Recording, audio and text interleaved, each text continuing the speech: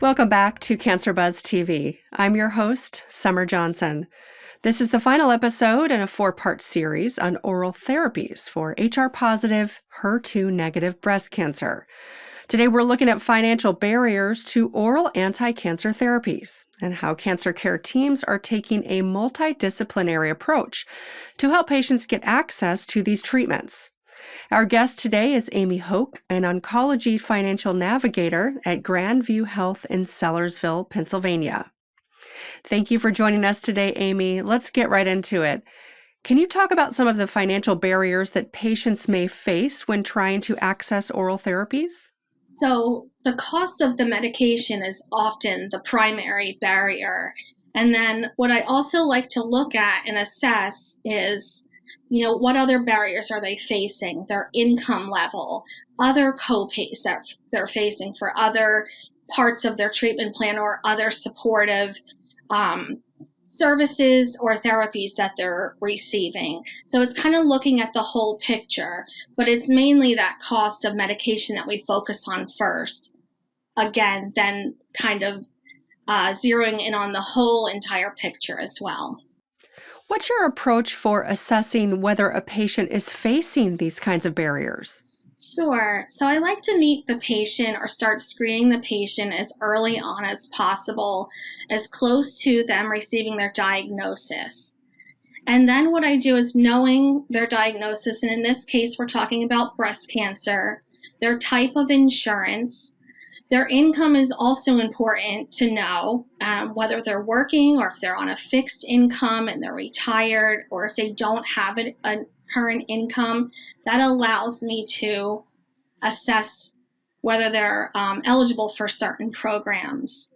And then after knowing their diagnosis and getting some more information back from the treatment team, I can generally have an understanding of what treatment the doctor may prescribe, kind of keeping that in the back of my mind from experience. Of course, that can vary, and the doctor may change something based on testing that they might get back. But just having that background knowledge, I am starting to then work with the patient, because in general, they think that they have insurance, so their treatment is going to be covered, right? But from my experience, I know some of these oral therapies can be quite costly for them. So knowing that when the doctor does prescribe the treatment, I can let them know that, yes, there's going to be a cost involved, but these are the programs and resources that I have identified to help you. And just them knowing that I'm there to kind of put those pieces in place. I also like to assess, like, for instance, if someone is working, whether or not they're going to be able to work through their treatment. So do they have time off available at work? Do they have COBRA available to them? Is that something that's feasible for them? What supports are there for these patients? So some of the things I put in place for patients, I start out generally with their diagnosis, what type of insurance they have. And then there could be programs that I put in place through manufacturers of the medications, through outside foundations. So it all depends on first the diagnosis and their type of insurance. And I kind of go from there and put those programs and supportive resources in place. What do you suggest for teams that don't have funding for dedicated financial navigation staff? Sure.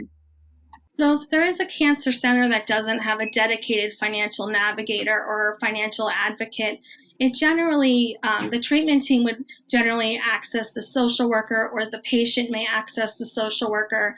And that social worker could start to get some training in financial advocacy, either through ACCC, through the boot camps. We have a playbook that helps with onboarding new financial advocates. There are other trainings available for financial navigators and advocates, so they could start building those skills and knowing those programs that are available to those patients. Aimee, how does your team use the ACCC Patient Assistance and Reimbursement Guide? Yeah, so I generally use that tool myself in January of 2022, it went to a digital format, which was nice. The Financial Advocacy Network launched that. And so it's a searchable tool that I can keep right up on my desktop and plug in names of medications. It also gives me information about manufacturers and different other foundations that might be available to the patient. Thank you, Aimee.